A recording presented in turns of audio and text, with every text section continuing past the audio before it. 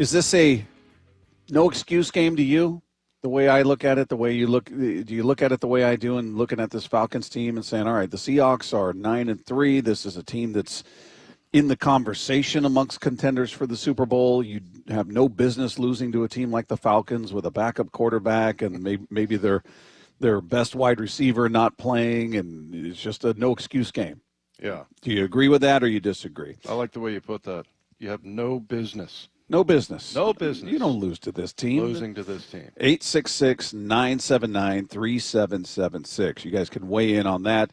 Meanwhile, a guy that we questioned coming out of last season, I feel like I specifically did. I was very curious to see what we would get this year from Byron Murphy, because there was a lot to talk about him in the draft. Number 16 overall pick, I believe. Yeah.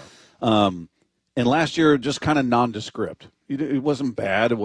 He didn't pop. We didn't hear his name. I didn't hear his name called. You'd forget he was out there at times. Doesn't mean he didn't have an impact and wasn't being double teamed and things like that. But this year is just completely different. You're hearing his name. You're seeing him in the backfield. He's making plays. Is that just the natural? You always talk about year 2 versus year 1. How much of that is coaching? How much of that is just as you said, that growth? Year 1, your head's spinning. You're trying to figure things out. Year 2, you feel comfortable. It's a totally different game. I mean, whenever somebody talks about, really bad NFL teams and that a good college team could beat them, no way. No possible way. That was such a fun thing to say for years and years and years. Yeah. Oh, yeah. I mean, especially when the Huskies and all the Husky fans were like, when they were number 1, they could beat the Seahawks. I'm like, who's going to block Cortez Kennedy? How about that? Let's start there. So, yeah, I mean, it's a huge jump. So for him, and again, like you said, he was doing his job. He was splitting double teams. He was making it difficult. But, we heard kind of, there was a lot of people complimenting him. Like Jaron Reed, remember when he went on and on? We had to bleep out half of the statement that he made, but he was talking about Byron Murphy and how strong he is and how good he is. And then somebody came in here, I think it was Brandon Peely, and he said, I think he might be the best, he called it A-gap player, meaning between the center and the guard in the NFL. You just all of a sudden, but some of the things that you get different alignment.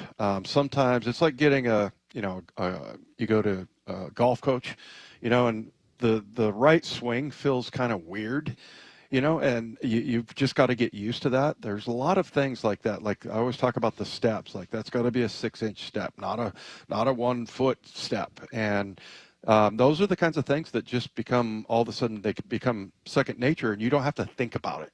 You just do it. And that's what I think is helping him. But the other thing is, I really admire his play. Same thing with Leonard Williams. When you have guys that are playing on the interior that are making sacks and tackles out near the sidelines, I mean, that is just pure hustle. So I think for him, all of those little things that he had to think about, they're just second nature. So, that's why coming back in your second year is so important, and usually see like the big jump taken. But yeah, I mean, he's tied for the lead with 7 sacks, right? Yeah, with Big Cat, your 2 interior guy. I know they list. I mean, Big Cat kind of plays everywhere. Yeah. But the fact that these aren't traditional, certainly in Big Cat's case, he's not a traditional edge rusher. He's not Cliff Averill coming off the edge. He's not Bosa coming off the edge. He's kind of all over the place. But the fact that your inside guys are leading the team is interesting. It's not Uchenna. It's not Mafe. It's Byron Murphy, and it's Big Cat Williams. And Leonard was talking about Byron Murphy yesterday, just talking about the growth and talking about how their chemistry is developed on that D-line. Yeah, I mean, building that trust, building that camaraderie, building that connection and communication, takes time. And, especially for a young guy, I think, he's impressed me a lot with the way he's been able to come in and just soak up knowledge, soak up all the information from the guys around him, learn how to communicate. He's starting to have more of a voice out there, which is, great. I need to be told some things that he's seeing as well. And I think he's just doing a good job taking on his role, and he's developing well. Yeah, a lot of times those guys, and he talked about trust in the other player, they run stunts, and usually the guy that goes first is kind of the he's the sort of hitman there. Like, he's the one that has to absorb all the blocks. And then, the looper that comes around on the stunt is typically the one that gets the sack, because offensive linemen aren't, passing it off. But a lot of times with Murphy, you'll see he's the guy that goes first and he wins. Yeah. So explain again for the guy that's going to text in. The stunt means one guy is going to. Yeah, you're gonna occupy the blocker that's over the other guy, and then he's gonna loop around behind you. And yeah. So basically, you're taking a double team while the other guy, theoretically goes free. But obviously, good offensive linemen will pass that off. But then, what happens is when you pass that off, now you're one-on-one with Byron Murphy. Instead of a double team there. So that's where he's gotten some of his sacks. And, he's so damn strong.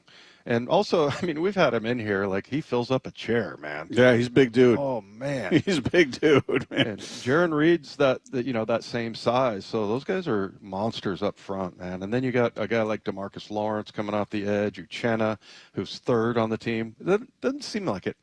Does it seem like if you asked, who is or actually he's second on the team, because you got Murphy and Williams who are tied with 7. But I don't know. 6 sacks, it just seems like Uchenna just constantly, and he got screwed out of a sack the other day. There was a penalty. Yeah. And you could see him going, oh, come on, man. Killing my total here. Yeah. One more from Leonard talking about Murphy and describes what aspect of his game really stands out to him. I would just say the screenplays have been big for me. I think he does a great job of stopping the run. I think that he's known for that. I think he's obviously improved as a pass rusher. But for me, sometimes seeing like effort and just want to and will from a young guy, that stands out the most to me. And, I'm seeing him chasing down screens from sideline to sideline, getting TFLs on screenplays, and I think that's the most impressive what I've seen. That's pretty cool to hear that, because we just talked about that. Yep. And, that I think is kind of a point of honor, like if you're a D lineman. I don't think anybody's going to give you a hard time if you don't get out to the edge. But when you're interior defensive lineman and you're making tackles out there, it's just a little bit extra. It just shows that you really care about this team and you really care about, there's an urgency, in other words. So, yeah, and that's how Spoon plays. That's how even Worry plays. That's how Julian Love plays. Those two guys, It's chasing edges, Dave. Yeah, that's what they're doing. Yeah. Chasing the edges.